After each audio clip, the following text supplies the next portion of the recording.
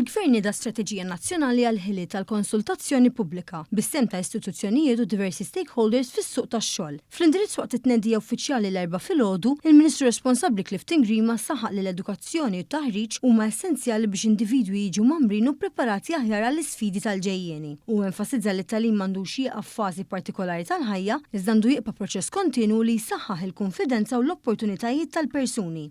Pajjiżna għandu bżonn ħiliet illum ma fuq kollox irid ikunu kapaċi nifhmu x'ħiliet għandhom bżonn il-Maltin u l-Awċin fil-futur.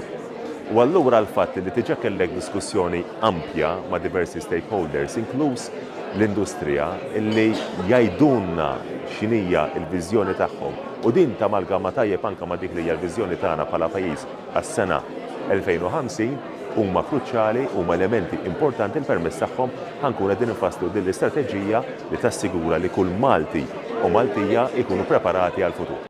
Iċ-Chairman tal-Kunsill Nazzjonali Malti għal ħiliet Jeffrey Policino Orlando irrimarka li din l-istrateġija għandha lan li tagħmel is-sistemi edukattivi aktar relevanti u adattati għal bidliet maġlin fis-suq tax-xogħol, b'enfasi fuq aċċess akbar għal tagħlim vokazzjonali, dak terzjarja u anke għall-adulti. L-istrateġija tindirizza wkoll il-bżonn li jinbidlu ċerti mentalitajiet li jistgħu jżommu lin-nies lura milli jinvestu fl-iżvilupp personali, filwaqt li tippromovi kultura li tapprezza t-tagħlim kontinwu. Dan kollu għandu lan li jsaħħaħ il-kompetittività, il-produttività u l-benessri soċjali tal-pajjiż. Il-konsultazzjoni pubblika se tibqa' miftuħa sal-20 ta' Mejju li ġej u l-pubbliku qed jiġi mħeġġeġ jipparteċipa biex l-istrateġija finali tirrifletti l-bżonnijiet reali tas-soċjetà.